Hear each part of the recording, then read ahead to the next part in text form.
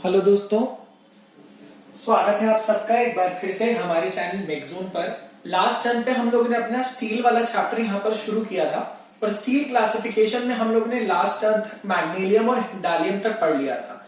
Alright, अब इस class में हम लोग कुछ और अपने इंपॉर्टेंट नॉन फेरस मटेरियल्स का डिस्कशन यहाँ पर करने वाले हैं। तो आई होप कि आप लोगों को हमारे लेक्चर्स अच्छे लग रहे होंगे। तो एक बार लाइक बटन को प्रेस कर दीजिए, सब्सक्रिप्शन बटन को दबा दीजिए और मैक्सिमम से मैक्सिमम शेयर करिए हमारे चैनल को। ऑलराइट, तो स्टार्ट करते हैं। आइए, नेक्स्ट नॉन फेरस मटेरियल हमें यहाँ पर पढ़ना है। The next non ferrous material that we have to study here is copper. ठीक है, कॉपर की बात अब हम लोग यहाँ पर करेंगे। कॉपर, जैसा कि आपको पता है, बहुत widely used non ferrous material है। ऑलमोस्ट हर जगह पर हमारा कॉपर यूज किया जाता है। ठीक है, तो कॉपर में सबसे पहला पॉइंट क्या है? ये सबसे अर्लीस्ट यूज्ड मटेरियल है। It is the earliest used element by ancient man. ठीक है, earliest used material by ancient man. जो एंशियंट मैन होते थे ये वो यूज करते थे। ठीक है, हमारे कॉपर को यूज करते थे। उसके बाद जो हमारे स्टीम बोट्स के बॉयलर्स बनाए जाते थे, बॉयलर्स ऑफ स्टीम बोट्स, ठीक है, ये मेड ऑफ, ये किससे बनते थे? हमारे कॉपर से बनते थे। ठीक है, तो कॉपर का बहुत वाइडली यूज है हर जगह। आपने देखा होगा कॉपर के तार भी बनाए जाते हैं। ठीक है, copper wires are also there. तो कॉपर का बहुत ज्यादा वाइडली यूज है। फिर हम लोग क्या बनाते हैं? कॉपर की ट्यूबिंग्स बनाते हैं, copper tubings. Alright, we have copper tubings also. उसके अलावा आपको पता है कॉपर आपका एक डक्टाइल मटेरियल भी है। ठीक है, सॉफ्ट मटेरियल भी है और डक्टाइल के साथ साथ ही मैलिएबल भी है। तो copper is soft, ductile as well as malleable. कैसा मटेरियल है? डक्टाइल तो है ही है, उसके साथ साथ ये हमारा मैलिएबल मटेरियल भी है। ठीक है, और हाई प्योरिटी के फॉर्म में copper in its high purity कैसे यूज होता है? It can be used as electrically conducting. ठीक है, इलेक्ट्रिकली कंडक्टिंग मटेरियल। ठीक है, तो हाई फॉर्म जब प्योरिटी होगी उसकी, copper in its pure form, तो it can also be used as an electrically conducting material. ठीक है, it can also be used as an electrically conducting material. फिर आपने देखा होगा कॉपर के कुकवेयर भी बनते हैं। ठीक है, कॉपर के कुकवेयर भी बनते हैं यहाँ पर। तो कुकवेयर भी बनाएंगे। क्यों कुकवेयर यहां पर बनाएंगे? Because in case of copper we can have fast and uniform heating. Because we can have fast and uniform heating. Fast और यूनिफॉर्म हीटिंग के कारण हम लोग क्या बना लेते हैं? कॉपर के कुकवेयर बना लेते हैं। मतलब जो खाने वाले बर्तन होते हैं जिसमें हमारा खाना पकाया जाता है, they are made up of copper also. उसके अलावा हम लोग और भी क्या करते हैं? कॉपर के जग में पानी भी पी सकते हैं। We can keep drinking water in copper jugs also. ठीक है, फिर और कहां कहां यूज होगा? कंस्ट्रक्शन इंडस्ट्रीज में। ठीक है, it is also used in construction industries में। It is also used in case of construction industries. तो ये हो गया है हमारे सारे कॉपर के यूजेस। ऑलराइट, इसकी पीपीटी जो है ये आप लोगों को मिल जाएगी। उसके लिए आप लोगों को चिंता करने की जरूरत नहीं। You will definitely get the PPT. But फिलहाल के लिए आप लोग क्या करें? थोड़ा सा ध्यान लगाएं यहां पर। ऑलराइट, तो ये हो गया हमारे कॉपर के बारे में। नेक्स्ट यहां पर कॉपर के अलॉयज के बारे में बात करेंगे। Now we will talk about the alloys of copper. तो आप लोग लिखते भी चले साथ के साथ। ठीक है, now we will have alloys of copper. अब मैं क्या करूंगा? थोड़ा धीरे धीरे चलूंगा जिससे आप लोग आराम से मैटर लिख भी सकें। Now we will discuss about copper and its alloy. तो सबसे पहले अगर हम लोग बात करें अलॉय क्या होता है, what do we mean by alloy? तो अलॉय आपको पता है क्या? एक होमोजीनियस मिक्सचर होता है। It is a homogeneous mixture of two or more metals, या कह दें एलिमेंट्स। दो या दो से ज्यादा एलिमेंट्स का एक यूनिफॉर्म होमोजीनियस मिक्सचर क्या कहलाएगा हमारा? This is nothing but it is called as an alloy. तो कॉपर के बहुत सारे अलॉयज है जो बहुत वाइडली यूज किए जाते हैं, ठीक है। सब देखिए यहां पर क्या है, ब्रास और ब्रॉन्ज। सबसे पहला है ब्रास एंड ब्रॉन्ज। तो ब्रास एंड ब्रॉन्ज हमारे सबसे कॉमनली यूज्ड अलॉय है, ठीक है, किसके? कॉपर के। ब्रास किसका किसका अलॉय है? Brass is an alloy of copper and zinc. ये आप लोग लिख लें, ये बहुत इंपॉर्टेंट है, ठीक है। Brass is an alloy of copper and zinc, bronze is an alloy of copper और टिन, ठीक है। इस bronze is an alloy of copper plus tin. लेकिन इसके अलावा भी इसमें कुछ इंपॉर्टेंट एलिमेंट्स डाले जाते हैं, लाइक एल्यूमिनियम, सिलिकॉन, यहां पर डाला जाएगा एल्यूमिनियम प्लस सिलिकॉन या फिर बेरिलियम, ठीक है। ये इंपॉर्टेंट है, इसको आप लोग नोट डाउन कर लीजिए। तो अब मैं धीरे धीरे चलाऊंगा सिलेबस को ताकि आप लोग साथ ही साथ नोट डाउन भी करते चले, ठीक है। कॉपर एंड इट्स अलॉय पढ़ रहे हैं हम लोग यहां पर। तो ब्रास होता है, फिर ब्रॉन्ज होता है। Bronze is an alloy of copper and tin, जिसमें कुछ अमाउंट पे हमारा एल्यूमिनियम, जिंक और बेरिलियम भी डाला जाता है, ठीक है। ये हो गए, लिख लीजिए इसको जल्दी से, ठीक है। चलिए फिर यहां से देखिए कुछ और कॉपर के अलॉयज हैं, उसमें हम लोग इनको फैमिलीज में हम लोगों ने डिवाइड किया है, ठीक है। तो यहां पर है कॉपर निकल और निकल सिल्वर। यहां पर है हमारा कॉपर निकल एंड निकल सिल्वर। ये एक अलग वैरायटी है, अलग फैमिली है कॉपर अलॉयज की। ये भी क्या है? This is a family of copper alloys, ठीक है। Other copper alloy families include copper nickel, निकल एंड सिल्वर, ठीक है। तो ये हो गया हमारा। तो ब्रास में मैंने आपको बताया कॉपर होता है और जिंक होता है, ठीक है। फिर एक होता है हमारा फॉस्फर ब्रॉन्ज, लिख लें यहां पर फॉस्फर ब्रॉन्ज। फॉस्फर ब्रॉन्ज में क्या होता है हमारा? टिन होता है, ठीक है। टिन होता है यहां पर Sn, that is tin, plus copper होता है, ठीक है। फॉस्फर ब्रॉन्ज में भी क्या होता है? कॉपर और टिन ही होगा हमारा ये, ठीक है। फिर होता है एक हमारा aluminium bronze, silicon bronze. Aluminium bronze होता है हमारा aluminium bronze, silicon bronze. Aluminium bronze होता है, सिलिकॉन ब्रॉन्ज होता है, ठीक है। फिर एक हम आता है कॉपर निकल, निकल सिल्वर्स, ठीक है। कॉपर निकल, निकल सिल्वर, दोनों में ही अलॉइंग एलिमेंट क्या है हमारा? दोनों ही केस में अलॉइंग एलिमेंट क्या है हमारा? यहां पर निकल is the alloying element, is alloying element. Note कर लीजिए दोस्तों, निकल यहां पर हमारा मेनली अलॉइंग एलिमेंट है, ठीक है। निकल is the alloying element here, तो नोट कर लीजिए, ऑलराइट।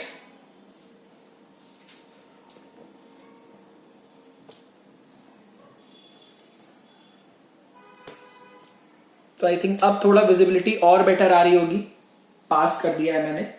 चलिए ठीक है, तो ये हो गए हमारे कॉपर के इंपॉर्टेंट अलॉयज के बारे में। अब पढ़ते हैं सेपरेटली थोड़ा ब्रॉन्ज के बारे में। Let us now discuss separately about bronze, ठीक है। यहां पर हम लोग ब्रॉन्ज के बारे में पढ़ेंगे, ऑलराइट। चलिए, तो इसे मैं मिटा दे रहा हूं। तो ब्रॉन्ज, जैसा कि आपने देखा, bronze is an alloy of copper and tin. इसमें थोड़ा सा एल्यूमिनियम डाला जाएगा, सिलिकॉन भी डाल सकते हैं, थोड़ा सा बेरिलियम भी डालेंगे। सिलिकॉन मेनली क्या होता है? डीऑक्सीडाइजर होता है। सिलिकॉन मेनली हमारी ऑक्सीजन को रिमूव करेगा, इट इज अ स्ट्रॉन्ग डीऑक्सीडाइजर, ठीक है। तो यहां पर अब हम लोग बात करने वाले हैं next alloy, that is bronze की। ब्रॉन्ज की बात करेंगे। ब्रॉन्ज आपको पता है, it is an alloy of copper plus tin, थोड़ा सा एल्यूमिनियम प्लस सिलिकॉन या फिर बेरिलियम डालते हैं, ठीक है। ये हो गया हमारे ब्रॉन्ज का सबसे पहला पॉइंट, लिख लीजिए इसको। ठीक है, इसमें क्या होता है, कभी कभी थोड़ा सा हम लोग निकल भी डाल देते हैं। Sometimes small amount of nickel is also added. कभी कभी स्मॉल अमाउंट ऑफ निकल भी यहां पर हम लोग क्या कर देते हैं, ऐड कर देते हैं। ठीक है, sometimes small amount of nickel is also added. Nickel mainly होता है आपका करोजन रेसिस्टेंस के लिए, हमेशा ध्यान रखिएगा। ठीक है,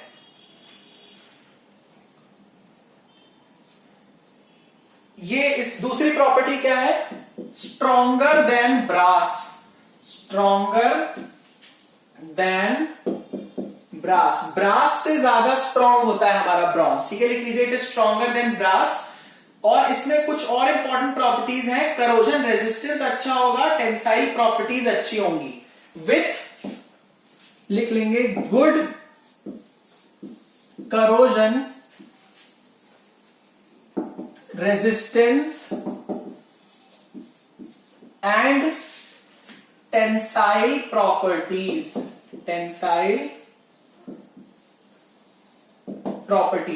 करोजन रेजिस्टेंस भी अच्छा होगा, टेंसाइल प्रॉपर्टीज भी अच्छी होंगी। इसकी कास्टिंग भी कर सकते हैं, हॉट वर्किंग भी कर सकते हैं, कोल्ड वर्किंग भी कर सकते हैं। बहुत इंपॉर्टेंट है, यहां पर लिख दे रहा हूं, can be casted plus hot worked plus cold worked. Cold working भी कर सकते हैं, हॉट वर्किंग भी कर सकते हैं। ठीक है, सारी चीजें कर सकते हैं इसके साथ। तो यहां पर बहुत इंपॉर्टेंट पॉइंट्स हैं, आप लोग नोट कर लीजिए। ठीक है, नोट कर लीजिए दोस्तों, इंपॉर्टेंट पॉइंट्स हैं यहां पर हम लोग डिस्कस कर रहे हैं। और आई थिंक वीडियो ठीक आ रहा होगा, लाइटनिंग, राइटिंग, सारी चीजें सही हैं आज तो वैसे मेरे हिसाब से। ठीक है,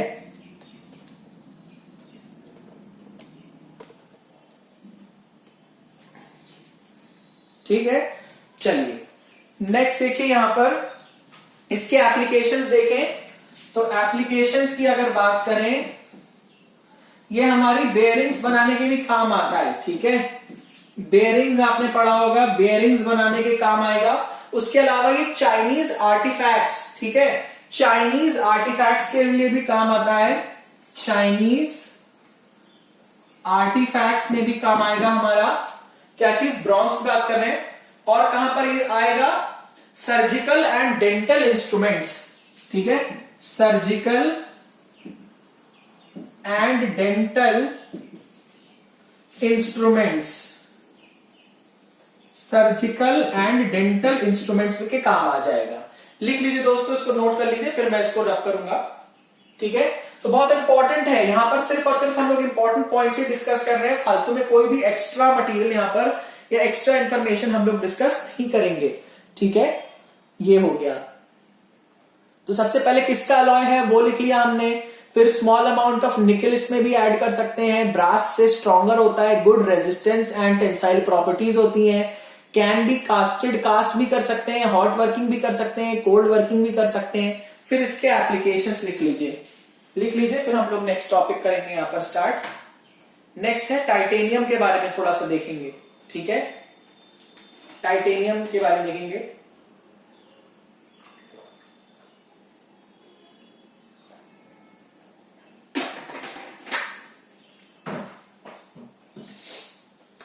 ऑलराइट, तो रब कर दे। देखिए, लिख लीजिए आप लोग, साथ साथ नोट्स बनाते चलिए। चलिए नेक्स्ट हम लोग देखें, यहां पर लिखेंगे टाइटेनियम के बारे में देखेंगे। टाइटेनियम, ऑलराइट, तो टाइटेनियम सबसे पहले बात करें, प्योर टाइटेनियम का मेल्टिंग पॉइंट, यहां पर हम लोग देखते हैं टाइटेनियम। ठीक है, प्योर टाइटेनियम का मेल्टिंग पॉइंट, प्योर टाइटेनियम का जो मेल्टिंग पॉइंट होता है वो लगभग 1670 डिग्री सेंटीग्रेड होता है। ठीक है, काफी ज्यादा होता है मेल्टिंग पॉइंट इसका। और इसके वजन की बात करें, यदि compare the weight, it is 40% lighter than steel, 40% lighter than steel. Steel से 40% लाइटर है और हमारा एल्यूमिनियम से 60% हैवी है एंड 60% हैवियर देन एल्यूमिनियम। लिख लीजिए दोस्तों, स्टील से हल्का है, एल्यूमिनियम से भारी है। ठीक है, टाइटेनियम। फिर नेक्स्ट इसमें लिखे high affinity to oxygen. High affinity to oxygen. Affinity का मतलब होता है, affinity simply means combining capacity या लव। इसको लिख लेंगे कंबाइनिंग कैपेसिटी और लव, चाहत। ठीक है, फॉर ऑक्सीजन। जहां भी ऑक्सीजन दिखेगी कोशिश करेगा ऑक्सीजन के साथ क्या कर जाए, कंबाइन कर जाए। और इसीलिए क्योंकि इसकी ऑक्सीजन के साथ एफिनिटी काफी अच्छी है, it is also called as a deoxidiser. ये क्या हो गया हमारा, स्ट्रॉन्ग डीऑक्सीडाइजर। ठीक है, it is a strong deoxidiser, क्योंकि जहां भी ऑक्सीजन दिखेगा उसके साथ कंबाइन कर जाएगा, तो इट इज अ स्ट्रॉन्ग डीऑक्सीडाइजर। ठीक है, it is a strong deoxidizer. लिख लीजिए यहां पर। और एडवांटेजेस क्या है, high strength and low weight. Strength अच्छी है, वेट इसका कम है, high strength and low weight. इसीलिए यहां पर इसको बहुत वाइडली यूज करते हैं स्ट्रक्चरल मटेरियल की तरह। That is why it is widely used as structural material. Alright, it is used as structural material. ठीक है, फिर देखें हम लोग इसको, हम लोग बायो मटेरियल की तरह भी यूज कर सकते हैं। बायो मटेरियल का मतलब होता है वो मटेरियल जो हम लोग अपनी बॉडी में एज एन इम्प्लांट यूज कर सकते हैं। फॉर एग्जाम्पल, जैसे बोन्स हमारी जब ब्रेक हो जाती है तो बोन्स में प्लेट्स डाला जाता है। उस प्लेट्स को टाइट करने के लिए जो स्क्रू यूज करते हैं, they can be made of titanium also. ठीक है, तो बायो मटेरियल का क्या मतलब है, कंपैटिबल विथ, लिखते जाइए दोस्तों आप लोग भी, compatible with human body. Compatible with human body मतलब ह्यूमन बॉडी के साथ कंपैटिबल रहेगा, इसको हार्म नहीं करेगा, सेल्स और टिश्यूज को किल नहीं करेगा। ठीक है, इट विल नॉट किल, लिख लीजिए, it will not kill cells and tissues. It will not kill cells and tissues. It will not kill cells and tissues. और आज राइटिंग भी देखिए मैं थोड़ी बड़ी लिख रहा हूं। ठीक है, sales and tissues.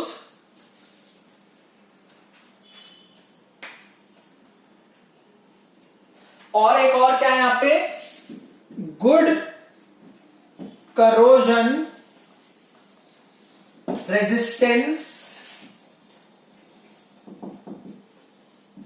Due to oxide thin film presence.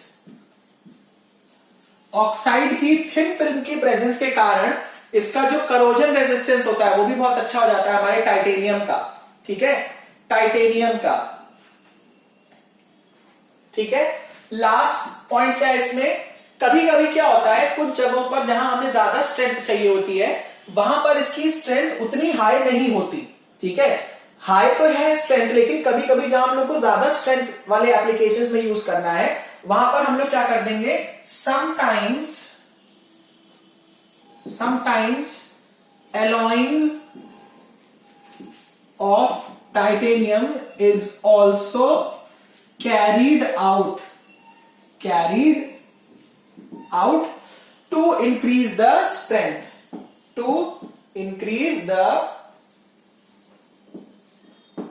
इसकी स्ट्रेंथ को इंक्रीज करने के लिए कभी कभी हमें अलॉइंग करनी पड़ जाती है। ठीक है, we sometime have to do the alloying also. ठीक है, ये हो गया हमारा।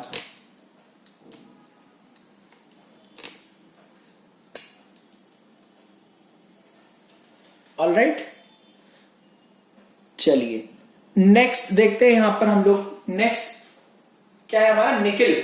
नेक्स्ट है हमारा तो आप लोग लिख लीजिए इसको, फिर मैं मिटा देता हूं। नेक्स्ट है हमारा निकिल, ठीक है। तो निकिल आप लोगों को पता है कहां कहां पर यूज होता है।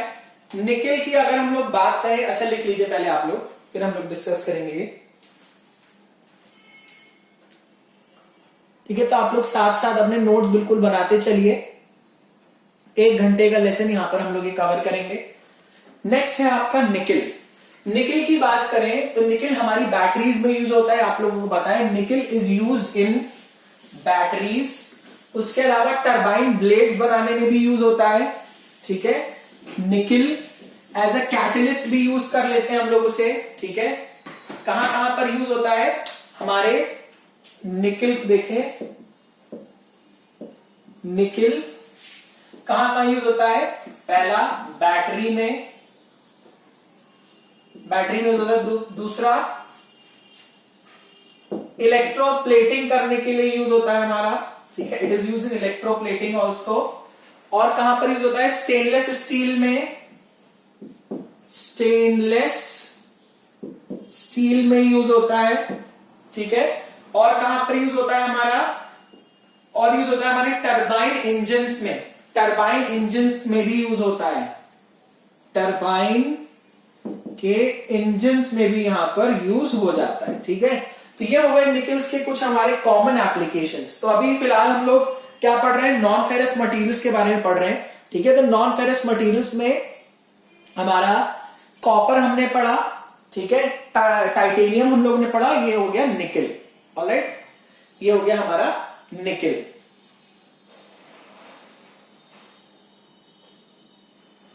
ठीक है। नेक्स्ट हम लोग यहां पर देखेंगे मैग्नीशियम। नेक्स्ट हम लोग क्या देखेंगे यहां पर, मैग्नीशियम।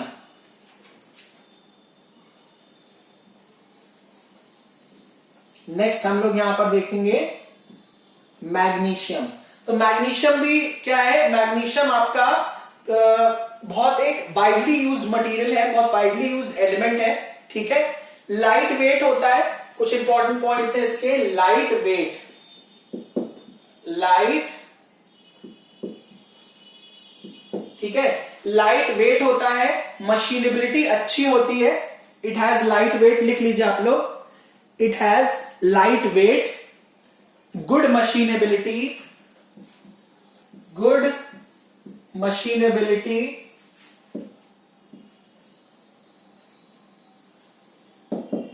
इजिली कास्टेड, इसको कास्टिंग भी कर सकते हैं, इजिली कास्टेड, ठीक है। मशीनेबिलिटी अच्छी है, कास्टिंग कर सकते हैं, ठीक है। लाइट वेट होता है, पहला पॉइंट हो गया ये। सेकंड पॉइंट क्या हो गया हमारा, सेकंड पॉइंट हो गया मैग्नीशियम के जो एलॉयज होते हैं, the alloys of magnesium are impact resistant, dent resistant, लिख लेंगे alloys of magnesium are impact and dent resistant, dent से रेजिस्ट कर सकते हैं, रेजिस्टेंट, ठीक है। डेंट का मतलब क्या होता है, गड्ढा हो जाना, ठीक है। इंपैक्ट एंड डेंट रेजिस्टेंट होते हैं। और क्या हो गया यहां पर, डैम्पिंग प्रॉपर्टी अच्छी होती है, and are good dampers. Damper आपको पता है वाइब्रेशंस को क्या कर देता है, रोक देता है, ठीक है। Good dampers, and are good dampers, ठीक है। कहां कहां और जगह पर यूज होता है आपको पता है, एल्यूमिनियम और मैग्नीशियम हम लोग जब वेल्डिंग पढ़ रहे थे तो टिग और मिग वेल्डिंग में मैंने बताया था कि they are used for aerospace industries, ठीक है। एप्लीकेशंस कहां कहां हो गए, एरोस्पेस इंडस्ट्रीज, ठीक है। एरोस्पेस इंडस्ट्रीज में यूज हो जाएगा, इलेक्ट्रॉनिक्स में यूज हो जाएगा, इलेक्ट्रॉनिक्स, इलेक्ट्रॉनिक्स में यूज हो जाएगा, स्पोर्ट्स गुड्स में यूज हो जाएगा, एटसेट्रा, ठीक है। ये क्या हो गए हमारे यूजेस हो गए, ये क्या हो गए हमारे यूजेस हो गए। और कहां कहां पर यूज हो सकता है, क्लच में यूज हो सकता है, ठीक है। ब्रेक पेडल्स में यूज हो सकता है, क्लचेस में भी यूज होता है, क्लचेस एंड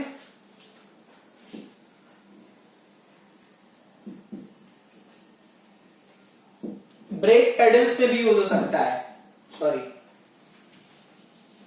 ब्रेक पेडल्स लिख लीजिए इसको, note, please note it down. Important properties या इंपॉर्टेंट एप्लीकेशंस ऑफ मैग्नीशियम, ठीक है, मैग्नीशियम के इंपॉर्टेंट प्रॉपर्टीज। तो आई थिंक राइटिंग भी आज तो ठीक ही दिख रही होगी। एक बार दोस्तों थम्स अप करके मुझे बता दें आप लोग, ठीक है। चलिए, ये हो गया हमारा मैग्नीशियम।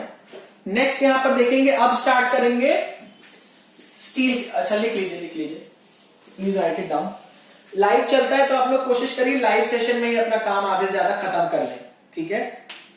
लिख लीजिए आप लोग जब तक।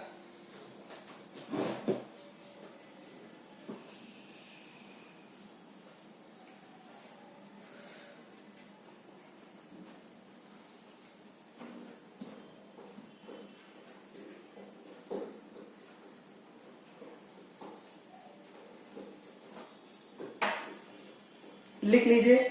नेक्स्ट अब हम लोग यहां पर टॉपिक शुरू करेंगे अपना स्टील के बारे में। अब मेनली हम लोग पढ़ेंगे अपने स्टील्स के बारे में। ऑलराइट, एक घंटे का लेसन मैंने आपको बताया कि घंटे का लेसन होगा हमारा, और जितना मैक्सिमम मटेरियल होगा हम लोग कोशिश करेंगे सब अपना कवर करते चले, ठीक है। पूरा सिलेबस कवर करेंगे और एम है हम लोगों का most probably by the June and तक या जुलाई सेकेंड वीक तक हम लोग खत्म कर लेंगे, ठीक है। चलिए, इसको अब मैं रब कर दे रहा हूं।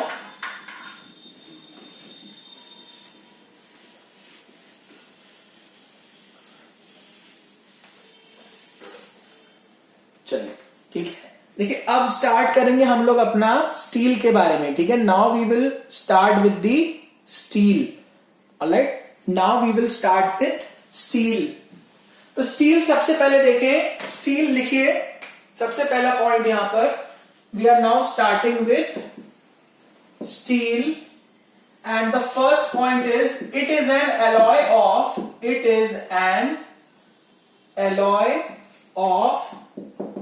iron plus carbon. It is an alloy of iron and carbon. It is an alloy of iron and carbon and some other alloying elements and some other alloying elements। इसमें कुछ और alloying elements भी यहां पर हम लोग add कर देते हैं, ठीक है।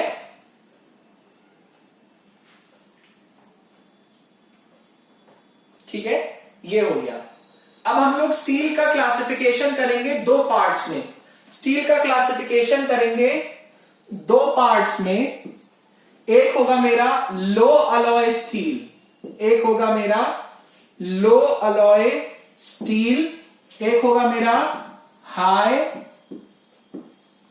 Alloy steel. लिख लीजिए, steel is classified mainly into two parts, low alloy steel and high alloy steel. Steel is mainly classified into two parts, low alloy steel and high alloy steel, ठीक है। Low alloy and high alloy steel. Alright, चलें next point देखें इसमें। यहां पर next point क्या है, अब लो अलॉय स्टील को फिर तीन पार्ट्स में क्लासिफाई किया गया है। Low alloy steel is further classified into three parts, low carbon, low carbon, medium carbon, low carbon, medium carbon and high carbon. Low carbon steel, medium carbon steel, high carbon steel, ठीक है, ये हो गया। और high alloy में क्या आएगा हमारा, हाई एलॉय स्टील में आएगा स्टेनलेस स्टील और टूल स्टील, ठीक है। लिख लीजिए, स्टेनलेस स्टील आएगा और हमारा टूल स्टील आएगा। Stainless steel and tool steel, ये हो गया मेनली दो तरीके का यहां पर हमारा क्लासिफिकेशन। ऑलराइट, इसको लिख लीजिए, उसके बाद फिर हम लोग आगे बढ़ेंगे।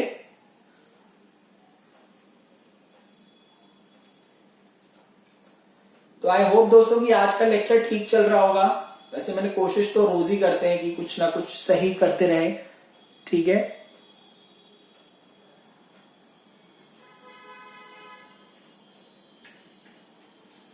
ऑलराइट, चलिए तो देखिए स्टील क्या है आपका, it is an alloy of iron and carbon. मतलब आयरन और कार्बन तो मेजरली प्रेजेंट होंगे, मतलब मेजर आपका आयरन प्रेजेंट होगा, कार्बन के डिफरेंट परसेंटेजेस प्रेजेंट होंगे। तो यहां आप लोग लिख सकते हैं different percentage of carbon is used. अलग अलग कार्बन का परसेंटेज यूज करते हैं तो उसके करस्पॉन्डिंग अलग अलग आपकी टाइप्स की स्टील मिल जाएंगी, ठीक है। यहां लिखेंगे different percentage of carbon is used.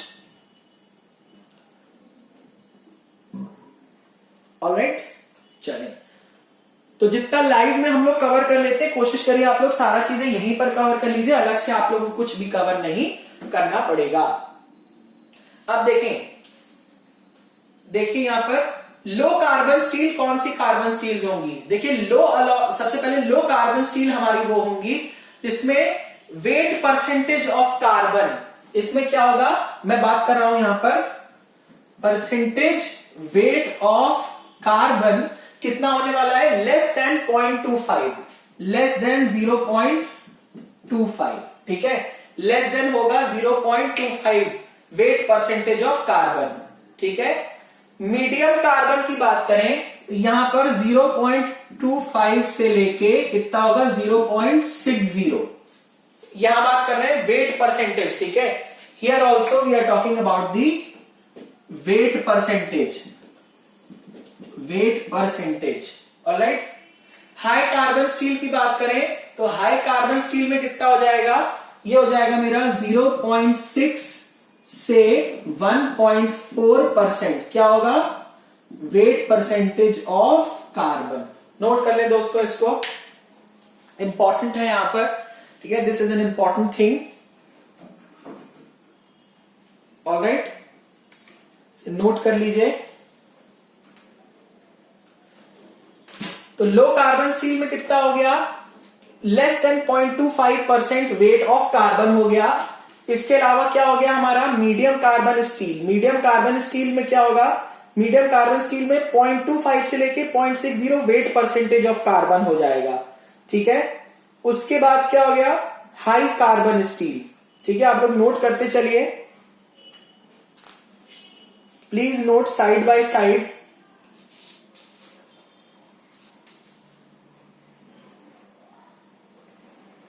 ठीक है,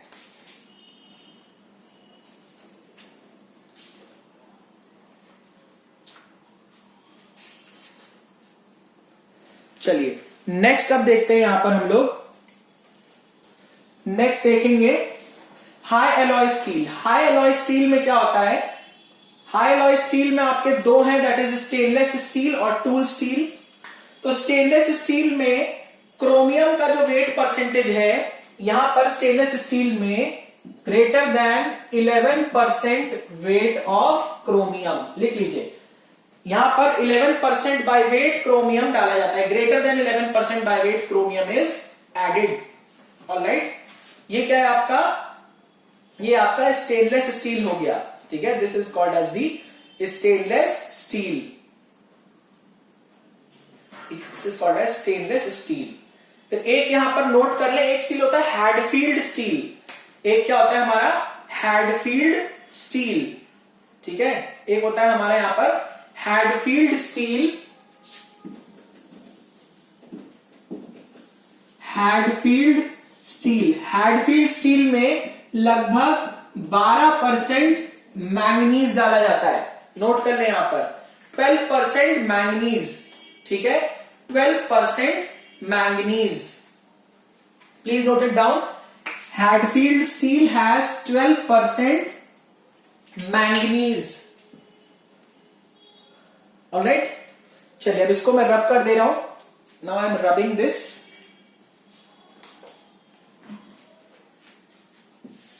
ठीक है। अब इसी में कुछ इंपॉर्टेंट पॉइंट्स नोट करेंगे। Now we will have some important points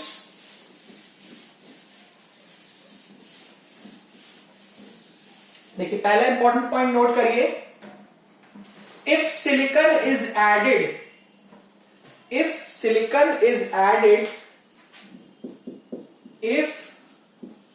silicon is added to steel, इससे क्या होगा, सिलिकॉन अगर ऐड कर देंगे आप अपनी स्टील में तो इससे ऑक्सीजन क्या हो जाएगी, कंप्लीटली रिमूव हो जाएगी। ठीक है, ऑक्सीजन इज कंप्लीटली रिमूव्ड। ठीक है, ऑक्सीजन कंप्लीटली रिमूव हो जाएगी और उस केस में स्टील को हम क्या बोलेंगे, in that case steel is called as killed steel. ठीक है, उसको क्या बोल देंगे यहां पर, किल्ड स्टील, मर गई स्टील, मरी हुई स्टील बोलेंगे उसको हम लोग यहां पर। ठीक है, ये हो गया, लिख लीजिए यहां पर, in that case it will be called as killed steel. ठीक है, उस केस में क्या बोल देंगे, किल्ड स्टील। अब देखिए सिलिकॉन के अलावा भी कई सारे एलॉइंग एलिमेंट्स हम लोग अपनी स्टील में यूज कर सकते हैं। ठीक है, we can use large amount of alloying elements in steel. ठीक है, चलिए नेक्स्ट देखिए यहां पर, अब हम लोग डिस्कशन करेंगे टर्म बाय टर्म का। सबसे पहले हम लोग यहां पे डिस्कस करेंगे लो कार्बन स्टील्स। ठीक है, सबसे ये मिटा दूं, नोट कर लिया होगा। अब हम लोग यहां पर डिस्कस करेंगे एक एक करके। सबसे पहला है low carbon steel. We will first discuss about the low carbon steel. Low carbon steel, देखिए low carbon steel, low carbon steel की बात करें यहां पर, इसको हम लोग माइल्ड स्टील भी बोलते हैं। ठीक है, इसको हम लोग क्या बोलेंगे, it is also called as mild steel. It is also called as mild steel. और माइल्ड स्टील स्पेसिमेन ही हम लोग कहां यूज करते थे, यूनिवर्सल टेस्टिंग मशीन में। लिख लीजिए यहां पर स्पेसिमेन, स्पेसिमेन मतलब एक जो स्पेसिमेन होता था हमारा, ठीक है, माइल्ड स्टील का specimen used for universal testing machine. Universal testing machine में ये स्पेसिमेन हम लोग यूज करते थे किस चीज के लिए, टेंसाइल टेस्ट के लिए।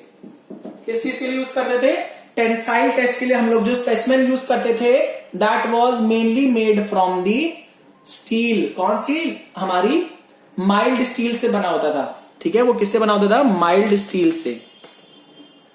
ठीक है, ये हो गया। चलिए फिर देखिए यहां पर, फिर इंपॉर्टेंट क्या क्या है यहां पर, अगला पॉइंट लिखेंगे, very low amount of alloying elements. Alloying elements, इसमें जो भी अलॉइंग एलिमेंट्स यूज करेंगे बहुत लो क्वांटिटी में यूज करेंगे। ठीक है, बहुत ही लो क्वांटिटीज में हम लोग यहां पर यूज करेंगे अपना अलॉइंग एलिमेंट्स। ठीक है, दूसरा पॉइंट क्या है, मैक्सिमम प्रोडक्शन। मैक्सिमम प्रोडक्शन, इसका प्रोडक्शन क्या होता है, मैक्सिमम प्रोडक्शन होता है, बहुत ज्यादा प्रोड्यूस किया जाता है। क्यों, क्योंकि दिस इज इनएक्सपेंसिव। इनएक्सपेंसिव, तो हमेशा ध्यान रखें, जैसे जैसे कार्बन का परसेंटेज बढ़ता जाएगा हमारी कॉस्ट बढ़ती जाएगी। लिख लीजिए साइड में, as the percentage of carbon is increasing, cost increases. ठीक है, कॉस्ट हमारी बढ़ती जाएगी जैसे जैसे कार्बन का परसेंटेज बढ़ेगा। तो लो कार्बन स्टील में तो कार्बन का परसेंटेज कम है, इसीलिए यहां पर क्या होगा, इसकी कॉस्ट क्या हो जाएगी, मेरी कम हो जाएगी। मैक्सिमम प्रोडक्शन मतलब जितनी ज्यादा से ज्यादा हमारी इंडस्ट्रीज में प्रोड्यूस करते हैं, हम अपनी लो कार्बन स्टील ही प्रोड्यूस करते हैं। ठीक है, दिस हैज इनएक्सपेंसिव होता है, मैक्सिमम प्रोडक्शन भी हो जाता है। ठीक है, maximum production and is inexpensive. ठीक है, ये हो गया। अगला पॉइंट लिखेंगे, it is not responsive to heat treatments. Heat treatment करने पर बहुत ज्यादा रिस्पॉन्सिव बिहेवियर नहीं दिखाएगा, ठीक है, क्योंकि इसमें कार्बन का परसेंटेज काफी कम होता है, तो यहां पर आपका जो रिस्पॉन्स होगा हीट ट्रीटमेंट की तरफ ये ज्यादा रिस्पॉन्सिव नहीं होगा, ठीक है। लेकिन यहां पर हमें कोल्ड वर्किंग करनी पड़ जाएगी। Cold working has to be done to increase the strength बढ़ाने के लिए यहां पर हमें कोल्ड वर्किंग करनी पड़ जाएगी। तो आप लोग नोट करते चलेगा साथ साथ में, ठीक है। Please note down all these points side by side, alright. इसलिए आज मैं देखिए सही भी लिख रहा हूं, राइटिंग वाइटिंग सब ठीक आ रही है, ऑलराइट। चले नेक्स्ट पॉइंट देखिए, यहां पर अच्छी वेल्डेबिलिटी होती है। It has good weldability and machinability. Weldability and machinability, आराम से वेल्ड भी हो जाएगी और मशीनिंग भी आप इस पे कर सकते हो आराम से, ठीक है।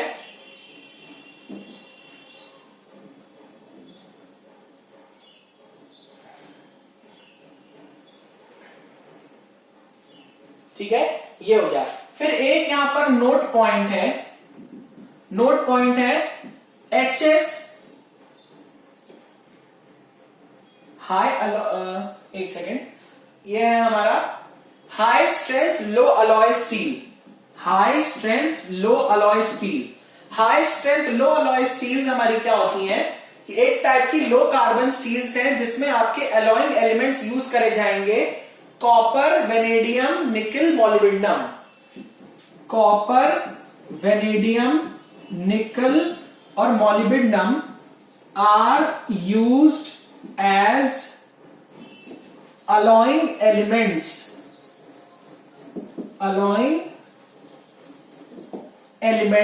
ठीक है, they are used as alloying elements। कितना परसेंटेज लेंगे? लगभग अप टू 10% बाई वेट, ठीक है, लगभग 10% बाई वेट लेंगे। और ये जो हमारी हाई स्ट्रेंथ लो अलॉय स्टील है, इसका एडवांटेज यहां पर क्या हो जाएगा, ये सारे इसमें अलॉइंग एलिमेंट्स डालने के बाद इट हैज हायर स्ट्रेंथ। देखिए ये सारे अलॉइंग एलिमेंट्स अगर हमने इसमें ऐड कर दिए तो इसके कारण हमारा एडवांटेज क्या मिला? Advantage is it has greater strength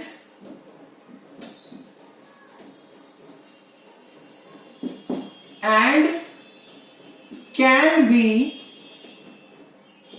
heat treated and can be heat treatment भी इसका कर सकते हैं, ठीक है, और इसकी स्ट्रेंथ भी अच्छी हो जाएगी। नोट कर लीजिए ये लोग, आप ये लोग जल्दी से, ठीक है। ये सारे इंपॉर्टेंट पॉइंट्स हैं हमारे लो कार्बन स्टील के बारे में। All these are important points about the low carbon steel, ठीक है। All these are important points about the low carbon steel. चलिए नोट कर लीजिए। इसके बाद हम लोग स्टार्ट करेंगे लो कार्बन स्टील के बारे में। तो हम लोग यहां पर पढ़ चुके हैं, अब हम लोग पढ़ेंगे मीडियम कार्बन स्टील्स के बारे में। Now we will study about medium carbon steels. और आयरन कार्बन डायग्राम हम लोग एक सेपरेट चैप्टर की तरह पढ़ने वाले हैं, ठीक है।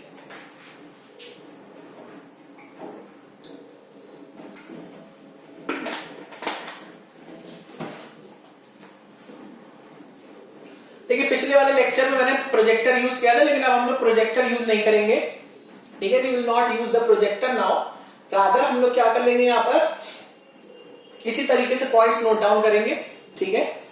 चलिए कर लीजिए आप लोग जल्दी से पॉइंट्स को नोट डाउन।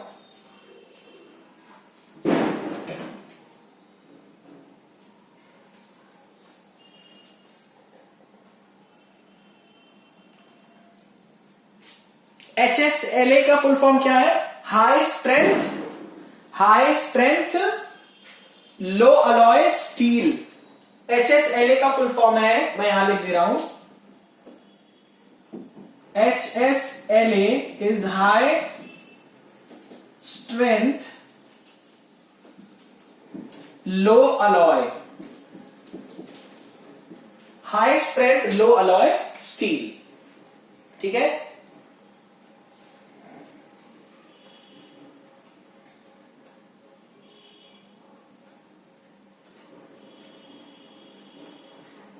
ठीक है, ये हो गया। चलिए नेक्स्ट यहां पर हम लोग पढ़ेंगे medium carbon steel.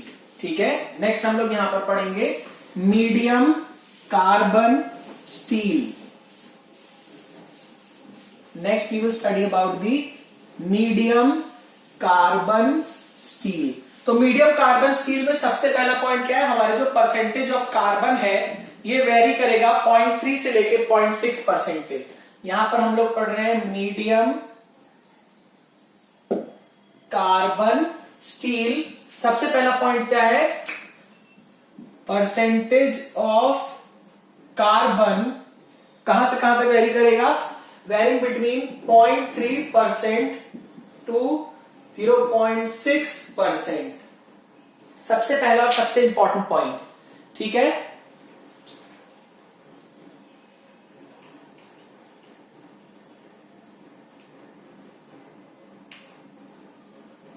Next important point है can be heat treated.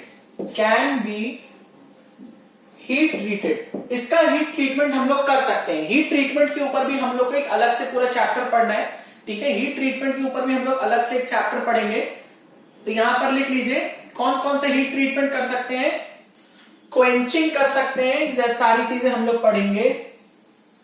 Quenching कर सकते हैं, टेम्परिंग कर सकते हैं, ठीक है, etcetera. Heat treatment processes like quenching, tempering can be applied to medium carbon steels। ठीक है, ये लिख लीजिए यहां पर।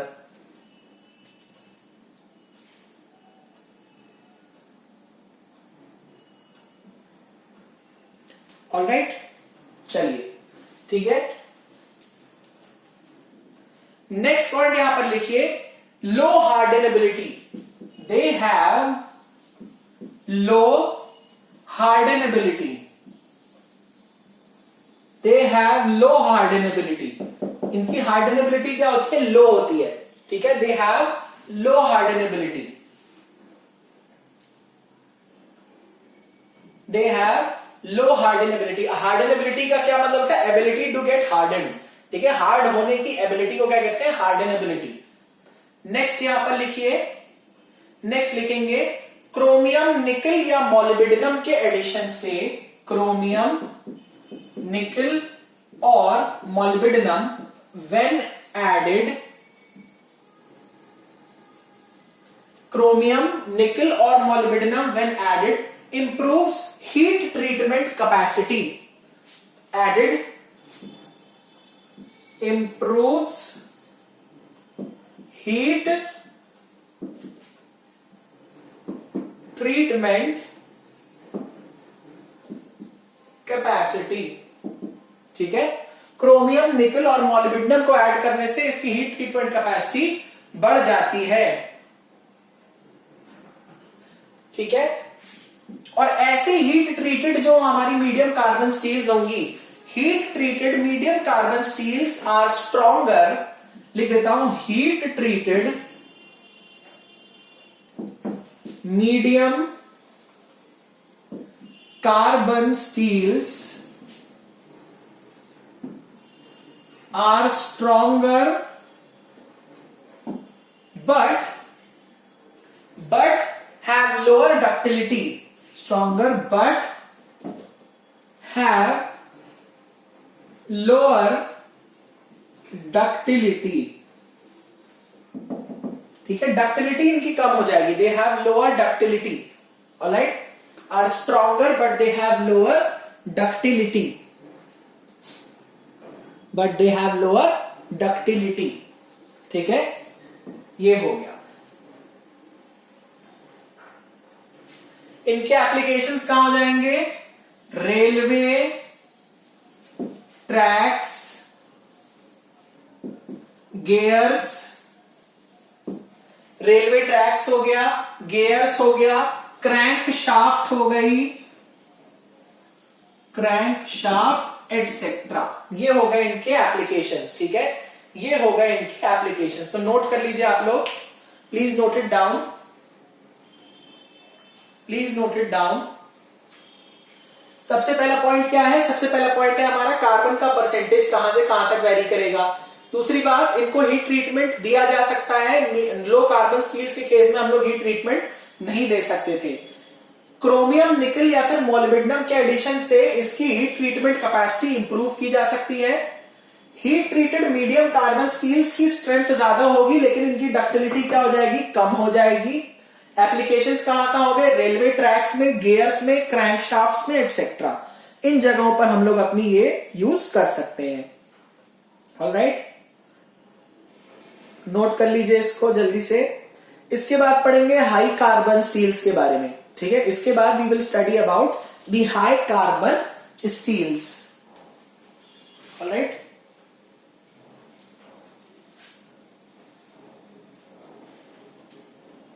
और उसी के साथ हमारा ये वाला यहां पर लेसन समाप्त हो जाएगा। फिर एक लेसन और आएगा,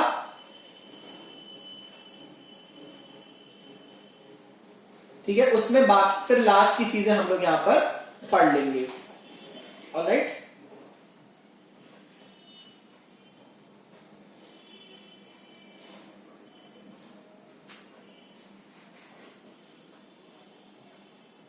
अब हम लोग यहां पर पढ़ेंगे हाई कार्बन स्टील्स के बारे में, ठीक है। तो मैं रब कर दे रहा हूं, मीडियम को हटा के क्या कर दूंगा? हाई, ठीक है। High carbon steels.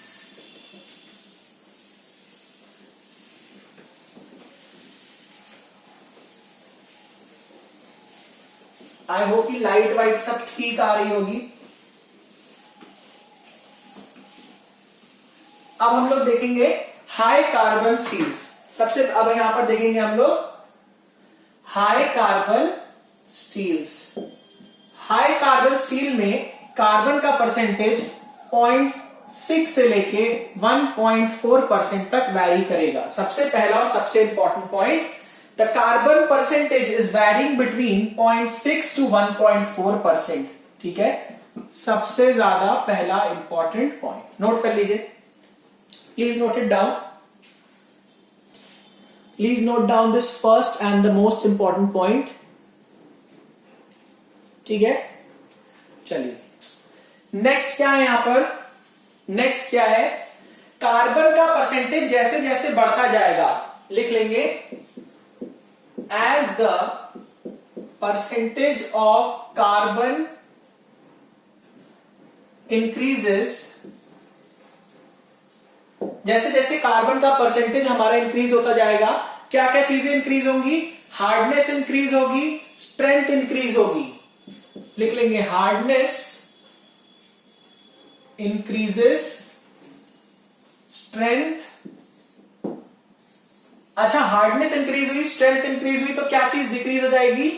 लिख लेंगे यहां पर बट डक्टिलिटी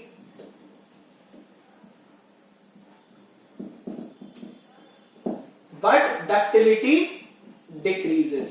क्योंकि हार्डनेस और डक्टिलिटी क्या है? आपस में ऑपोजिट होते हैं। Hardness and ductility are actually antonyms of each other. तो if hardness is getting increase, ductility will be decreased, ठीक है। Hardness is getting increase, ductility will be decreased. Next देखिए यहां पर हार्डेंड और टेम्पर्ड कंडीशन में यूज कर सकते हैं। Can be used in hardened and tempered conditions। सब हम लोग पढ़ेंगे यहां पर हार्डनिंग क्या होती है, टेम्परिंग क्या होती है, ये हम लोग अलग से पूरे एक चैप्टर में पढ़ेंगे, हीट ट्रीटमेंट प्रोसेसेस वाले चैप्टर में, ठीक है। We will study this in heat treatment processes.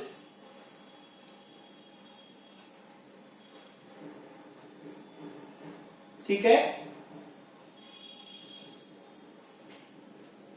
Next देखिए यहां पर क्रोमियम,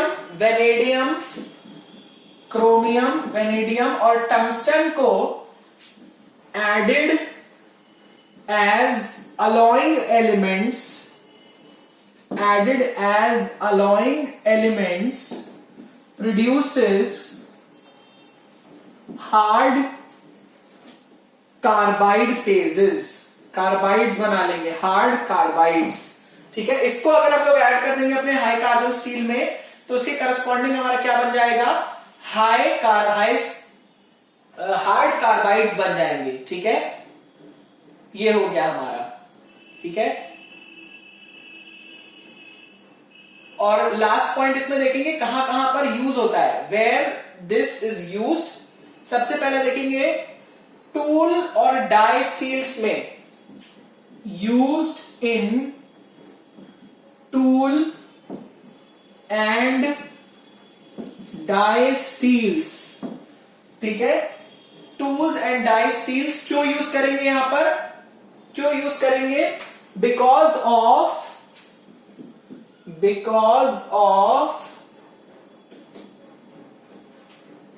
हाई हार्डनेस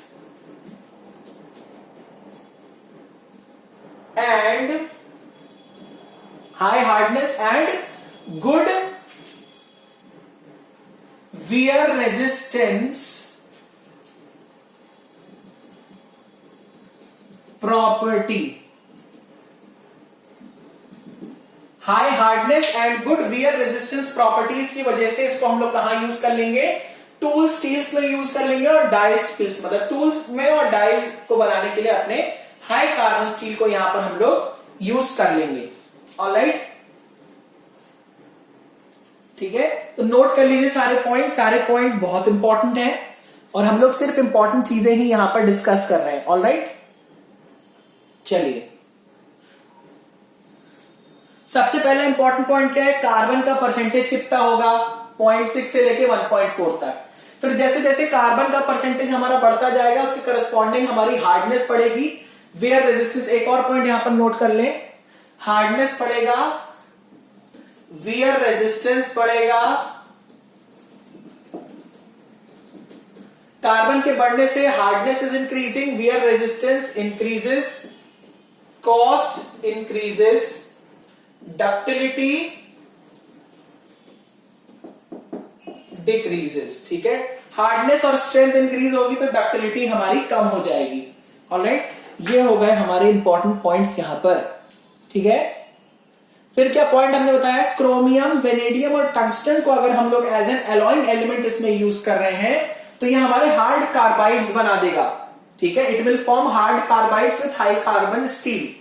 ठीक है, और लास्ट क्या लिखा हम लोगों ने, applications used in tool and die steels, they are used in tool and die steels because of high hardness and good wear resistance, because of high hardness and good wear resistance, because of high hardness and good wear resistance properties। alright, लिख लीजिए जल्दी से, फिर हम लोग ये session आज यहां पर फिनिश कर दें। एक लेसन और आएगा इस पे, थ्योरी हम लोग वहां पर और पढ़ेंगे, उसके बाद फिर इसके प्रॉब्लम्स जो भी होंगे हम लोग लगाएंगे। ठीक है,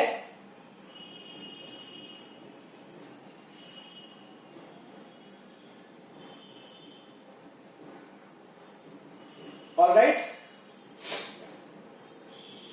तो कार्बन का परसेंट ये इंपॉर्टेंट है, कार्बन का परसेंटेज बढ़ने से क्या क्या चीजें बढ़ती हैं, hardness will increase, strength will increase, wear resistance increases, cost increases, ductility decreases.